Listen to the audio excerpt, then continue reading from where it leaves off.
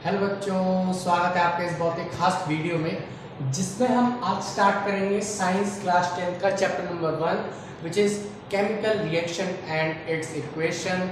यार voice problem आज थोड़ी सी आप लोगों को हो सकती है क्योंकि मेरा माइक में आज थोड़ी सी प्रॉब्लम है ना। तो मैं उसे कल तक रिपेयर करवा लूँगा। सो थोड़ी सी प्रॉब्लम होगी लेकिन आपको मतलब मैं जहाँ तक कोशिश करूँगा अपनी क्लियर वॉइस ही आए, है ना। लेकिन यार फैन चल रहा है, बिना माइक के उतनी क्लियर वॉइस आती नहीं है। ओके, तो होप सो आप लोग बात समझोगे मेरी। ठीक, सो ये मेरा पहला चैप्टर है, साइंस स्टार्टिंग कर रहे हैं और माइक खराब हो गया। ठीक है, चलो कोई बात नहीं, स्टार्ट करते हैं हम लोग चैप्टर नंबर 1 से। ठीक, सो इस चैप्टर में सबसे पहला जैसे कि केमिकल रिएक्शन एंड इक्वेशंस दे रखा है, तो आपको इसमें पढ़ना क्या क्या है ये वो बातें कर लेते हैं। सबसे पहले आप लोगों को केमिकल रिएक्शन पढ़नी है, सबसे पहली चीज आपको यही पढ़नी है। फिर दूसरा पढ़ना है केमिकल इक्वेशन, दूसरा पढ़ना है आपको केमिकल इक्वेशन। केमिकल इक्वेशन में भी दो पार्ट पढ़ने हैं आपको, मेकिंग केमिकल इक्वेशन कैसे बनाते हैं और बैलेंस कैसे करते हैं। ये दो चीज़ें सीखनी है आप लोगों को। ठीक, इतना होने के बाद फिर तीसरी चीज़ आप लोगों को सीखनी है types of chemical reaction, types of chemical reaction, है ना। ठीक, वैसे बेसिक लेक्चर में तो हमारा स्टार्टिंग का सिर्फ यही दो चीजें होंगी, इसके बाद भी टाइप्स ऑफ केमिकल रिएक्शन। तो टाइप्स ऑफ केमिकल रिएक्शन देखिए, सबसे पहले आपके पास होती है सबसे पहले कॉम्बिनेशन रिएक्शन। ये सारी चीजें आप लोगों ने शायद पढ़ी हो या ना पढ़ी हो, मैं बता रहा फिर भी। कॉम्बिनेशन रिएक्शन, फिर decomposition reaction, decomposition reaction. Decomposition reaction का एक और पार्ट आप लोगों को पढ़ना है जो थर्मल डीकम्पोजिशन। ठीक, थर्मल डीकम्पोजिशन पढ़ना है आप लोगों को। फिर उसके बाद आप लोगों को पढ़ना है डिस्प्लेसमेंट, डिस्प्लेसमेंट रिएक्शन, फिर डबल डिस्प्लेसमेंट, है ना। तो ये सारी चीजें आप लोगों को पढ़नी है। उसके बाद आप लोगों को पढ़ना है एक्सोथर्मिक एंडोथर्मिक रिएक्शन। ये शायद आप लोगों को पता होगा क्या होती है एक्सोथर्मिक और एंडोथर्मिक रिएक्शंस। ठीक, उसके बाद आप लोगों को पढ़ना है, घबराओ मत यार, ये सब छोटे छोटे पार्ट है, घबराओ मत, कितना बड़ा चैप्टर कैसे करेंगे, छोटे छोटे पार्ट है सारे। ठीक, इतना करने के बाद फिर ऑक्सीडेशन पढ़ना है आप लोगों को, है ना। ऑक्सीडेशन पढ़ना है, फिर रिडक्शन पढ़ना है, फिर रिडक्शन पढ़ना है, एंड आफ्टर दैट कोरिजन पढ़ना है। उसके बाद रेंसिडिटी पढ़ना है। सो ये है आपके सब टॉपिक्स जो आप लोगों को पढ़ना है। इसको हम मैक्सिमम 3 से 4 लेक्चर में फिनिश करेंगे यार। अब इतना बड़ा चैप्टर है तो कम से कम इतना तो चलता ही है। सारे लेक्चर्स मैक्सिमम 15 मिनट, या बेसिक लेक्चर जो मैं बनाऊंगा तो हो सकता है 20 प्लस हो जाए, क्योंकि इसमें आप देखो 5-6 मिनट तो लगभग किसी को बताने में लग जाता है। ठीक, दूसरी चीज ये सारे बातें पढ़ेंगे सो इतना सब कुछ तो टाइम लग ही जाएगा, है ना। सो अब सारी चीजें पढ़ेंगे। So let's get started. हम लोग इन सबको एक ही लेक्चर में नहीं पढ़ने वाले, स्टार्ट करेंगे केमिकल रिएक्शन से। Okay, so let's get started. तो केमिकल रिएक्शन, केमिकल रिएक्शन जैसा नाम सजेस्ट करता है कि आप लोग जैसा कि जानते ही होंगे कि मैटर की, किसी भी मैटर की there are 2 types of properties, जिसमें से एक होती है physical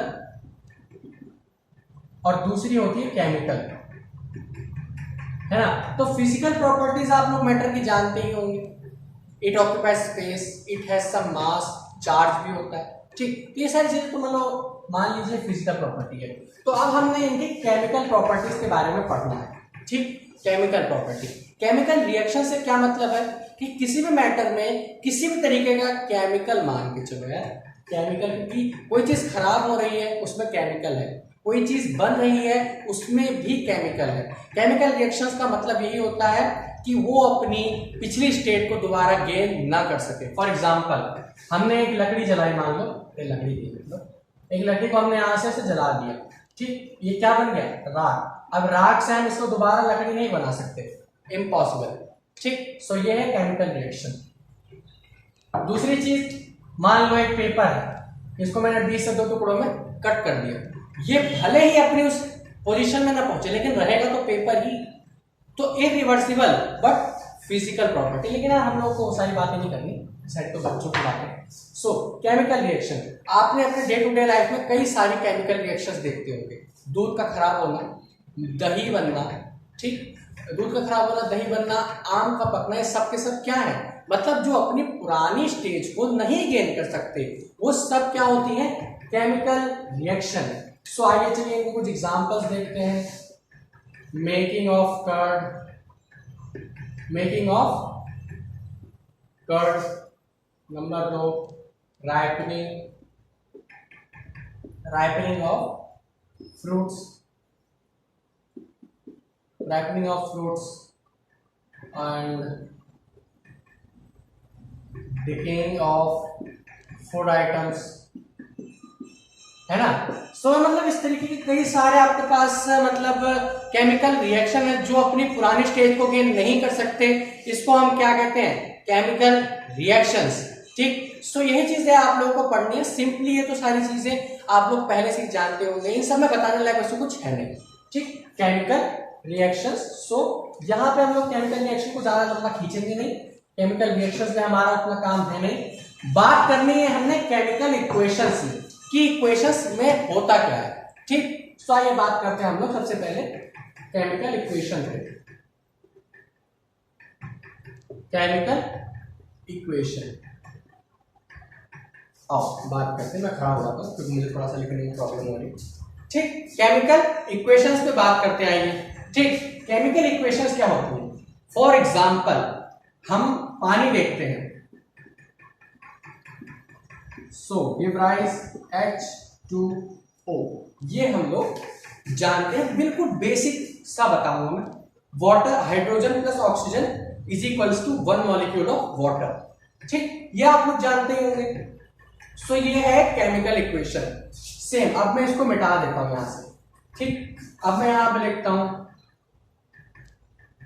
hydrogen plus chemical equation. अब मान लो, सब छोड़ो, आप लोग, आपसे कोई पूछे कि वाटर कैसे बना है, तो आप लोग उसको एक्सप्लेन करके बताओगे कि हाइड्रोजन प्लस ऑक्सीजन से मिलकर बना है। और मान लीजिए आपसे पूछा जाए इसको लिख के दिखाओ, तो लिखने के दो तरीके होते हैं, एक तो होता है वर्ड, वर्ड टर्म, और एक होता है सिंबल्स में।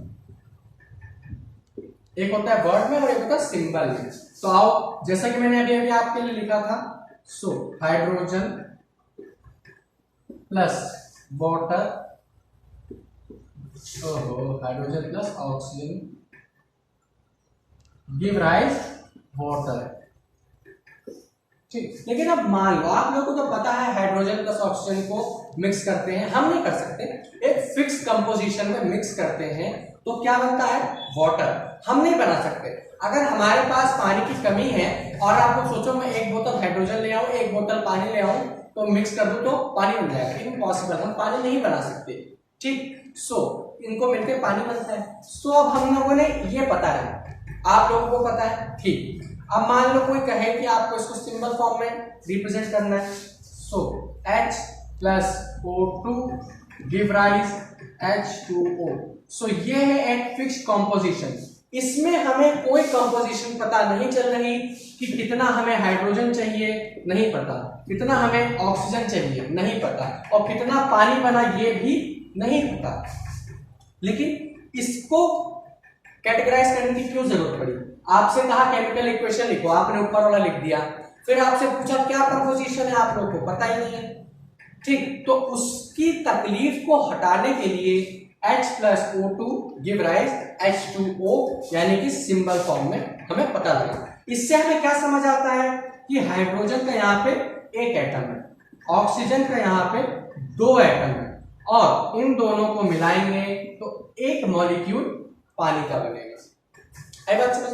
सो केमिकल इक्वेशन यही है, टोटली केमिकल इक्वेशन यही है। आखिरकार ये भी तो एक केमिकल रिएक्शन ही है। मैं आपको बताऊं, केमिकल रिएक्शन को वर्ड में या सिंबल के फॉर्म में रिप्रेजेंट करने को केमिकल इक्वेशन कहते हैं। फिर से सुन लो, केमिकल रिएक्शन को वर्ड फॉर्म में या सिंबल फॉर्म में रिप्रेजेंट करने के तरीके को क्या कहते हैं हम लोग? Chemical equations. आई बात समझ में? अब आप लोग ये मत पूछना यार कि फल कैसे पकता है, फल कैसे पकता है, वो एक अलग बात है, वो तो फिजिकल केमिस्ट्री का पार्ट है। हम लोग यहाँ पे क्या पढ़ रहे हैं? Organic chemistry. ठीक, सो ये था केमिकल, क्या केमिकल? ये था केमिकल रिएक्शन। इसको भी ज्यादा लंबा हम लोग खींचेंगे नहीं। आओ बात करते हैं केमिकल रिएक्शन में आप लोगों ने बनाना कैसे है और बैलेंस कैसे करना है। आओ देखिए, सबसे पहले इक्वेशन यार हम लोग ले लेते हैं। फॉर एग्जांपल अमोनिया आप लोगों ने देखा होगा, सॉरी मतलब सुना होगा, देखो कैसे। अमोनिया आप लोगों ने सुना होगा। अमोनिया का फॉर्मूला होता है NH3। NH3। So nitrogen plus hydrogen, यहाँ पे हाइड्रोजन हमेशा 2 में रहता है, कभी सिंगल नहीं मिलेगा आप लोगों को। And this give rise, N2 भी हमेशा डबल ही रहता है, and this give rise NH3। ठीक, N2 और हाइड्रोजन मतलब नाइट्रोजन और हाइड्रोजन दोनों गैसेस हैं। ठीक, तो ये कभी भी सिंगल कंपाउंड में एग्जिस्ट नहीं करती, ये हमेशा गैसियस फॉर्म में एग्जिस्ट करती है। ठीक है, सो आओ इन्हें, अब देखो मैंने आपके लिए केमिकल इक्वेशन बना दी, अब इसको बैलेंस करना है। आओ बैलेंस करें, आओ बैलेंस करें। तो देखो यहाँ नाइट्रोजन का 2 है, यहाँ नाइट्रोजन का 1 है, सो यहाँ पे मैंने 2 लगा दिया। ठीक, यहाँ 2 लगा दिया। यहाँ हाइड्रोजन 3 है, यहाँ हाइड्रोजन 2 है, लेकिन अब यहाँ हाइड्रोजन 6 हो गए। सो यहाँ पे हम लोग 3 से इसको मल्टीप्लाई करेंगे, सो ये कंप्लीटली बैलेंस हो जाएगा। ठीक, आई बात समझ में? आप लोगों को बैलेंस करते समय, अब बैलेंसिंग सिखा रहा हूँ, सीख लो अच्छे से, स्टार्टिंग से बोलता हूँ। बैलेंस करते समय आप कभी किसी भी इक्वेशन को बैलेंस कर रहे हो तो आपको कंजर्वेशन ऑफ एनर्जी का रूल पता होना चाहिए।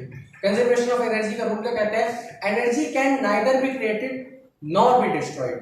ठीक, it can be transferred from one state to another. बस this is the conservation of law of conservation of energy. ये ठीक, यानी कि अगर एक यहां पे है और एक ही एटम यहां पे है तो यहां पे भी सेम मास होना चाहिए, कंपोजिशन से फर्क नहीं पड़ता, मास सेम ही होना चाहिए, एनर्जी सेम ही होनी चाहिए। फॉर एग्जांपल हम यहां से 3 हटा देते हैं और यहां से 2 हटा देते हैं। अब यहां पे आप लोग देख सकते हो कि नाइट्रोजन यहां पे कितने हैं, और LHS RHS के इक्वल में प्रूफ करके देखते हैं। और देखिए नाइट्रोजन देखो यहाँ पे, नाइट्रोजन कितने हैं? 2। हाइड्रोजन देखो यहाँ पे, हाइड्रोजन कितने हैं? 2। यहाँ देखो नाइट्रोजन कितना है?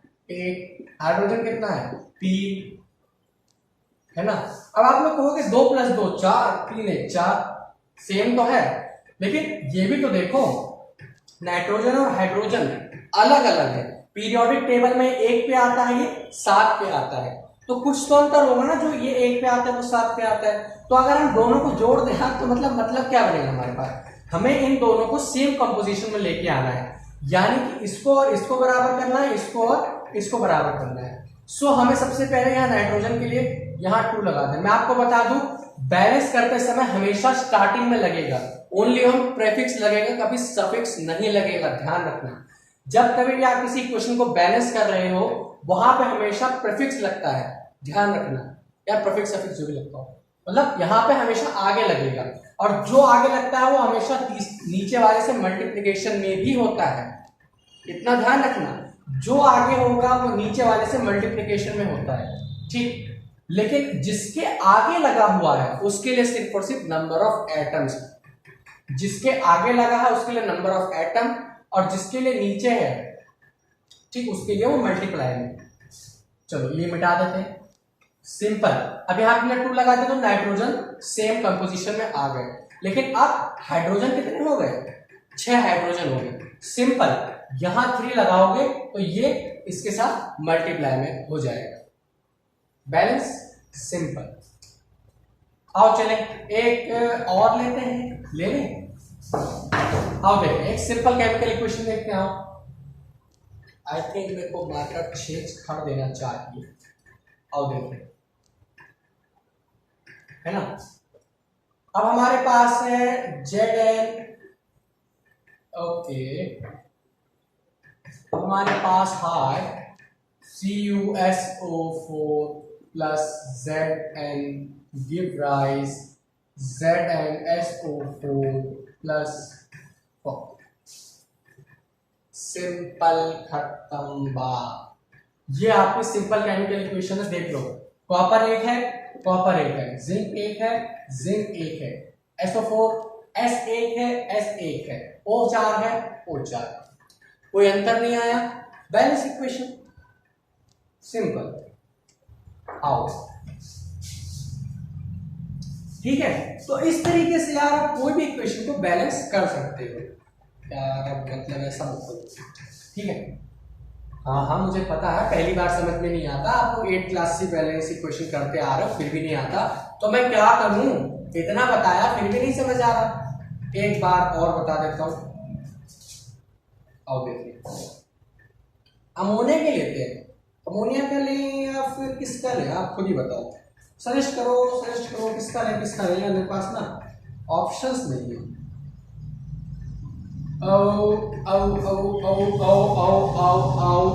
Copper plus oxygen give rise CO2। आओ चलो यार क्वेश्चन दे दें, तभी समझ में आएगा आपको।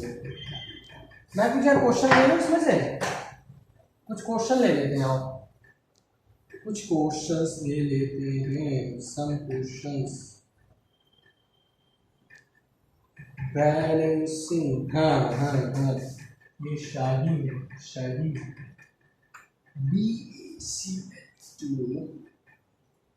BaCl2 प्लस H2SO4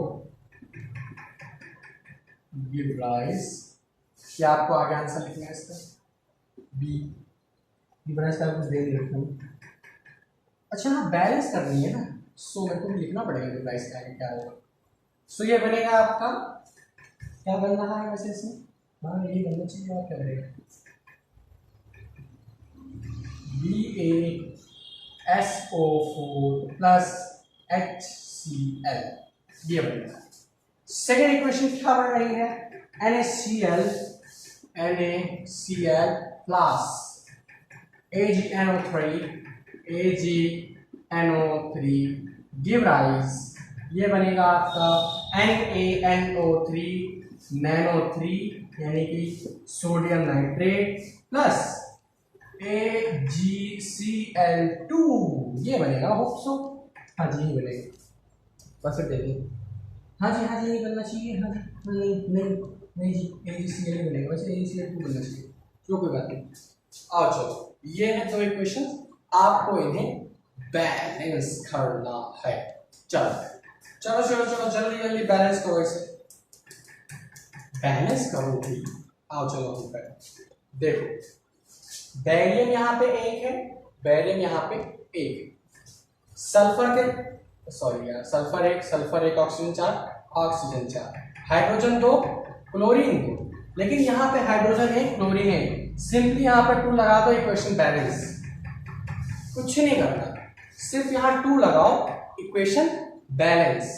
देखो बैरियम एक, क्लोरीन 2, हाइड्रोजन 2, SO4 एक, खत्म। कुछ करना पड़ा? कुछ नहीं यार, बहुत सिंपल है। NaCl plus AgNO3, NaNO3 plus AgCl। आओ देखिए, Na एक है, Cl एक है, Ag एक है, Ag एक है। मैं गड़बड़ तो नहीं कर दिया मैंने कहीं क्वेश्चन में? AgCl प्लस NaNO3, AgCl नहीं, करेक्ट है, इसमें कुछ करना ही नहीं है, पहले से ही बैलेंस्ड है। सो ये हो गया, बात खत्म, सिंपल है यार, कुछ भी नहीं है इसमें। मिटा दो, मैं आपको बता दूं, आपकी NCERT का क्वेश्चन है, होप सो, जहां तक मुझे लगा ऐसे ही था ना NCERT में। इधर मैंने नोट्स बनाया उसका, तो मैंने नोट्स में डाला था, उसमें से बता रहा हूँ आपको। सो फिर ले, अच्छा, अब मुझे zinc plus silver nitrate give rise है कहाँ गया, zinc nitrate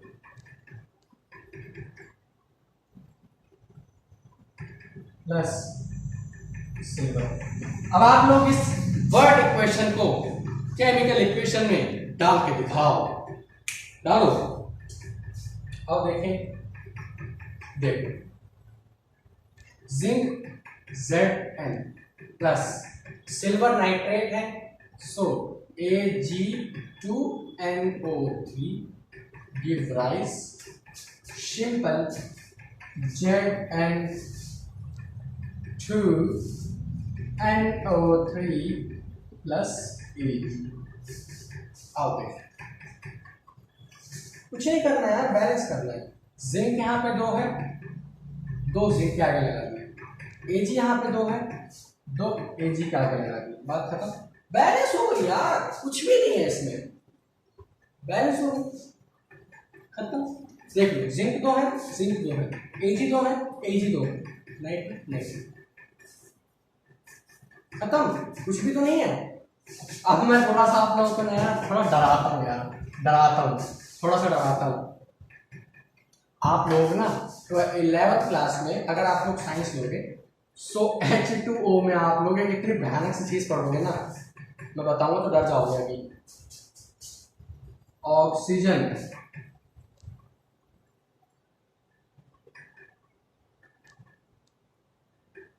104 degree 45, 106.45 and hydrogen and hydrogen, इसका कोई लोन पेयर नहीं है।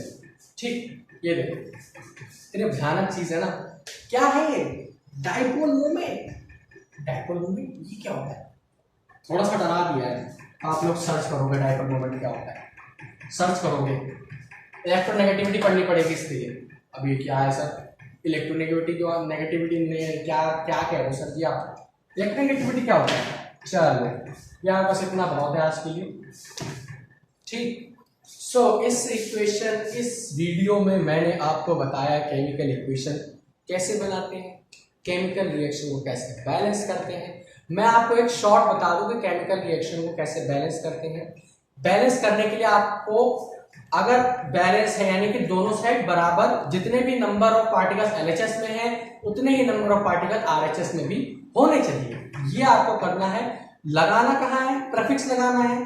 प्रीफिक्स लगाओगे तो उसके सामने लगा है तो वो नंबर ऑफ पार्टिकल्स बनेगा, नीचे लिखा है तो उसके साथ मल्टीप्लाई होगा। ये चीज ध्यान रखना बस, मैंने जैसा किया ये समझना बस, ठीक है। इक्वेशन बैलेंस करना बहुत आसान है, 8th क्लास में आप लोगों ने होप सो पढ़ा हो, ठीक। सो इक्वेशन बैलेंस करना बहुत आसान है, ओके। सो होप सो समझ आया होगा, नहीं आया तो इसके लिए मैं कुछ नहीं कर सकता, डाउट पूछ लेना यार कमेंट बॉक्स में, से ज्यादा क्या कर सकता हूँ। अभी आप लोगों से मेरा कोई सीधा संपर्क है नहीं, वरना मैं बताता आपको अच्छे से, ठीक। सो होप सो समझ आया होगा, तो पढ़ाई करते रहिए। All the very best.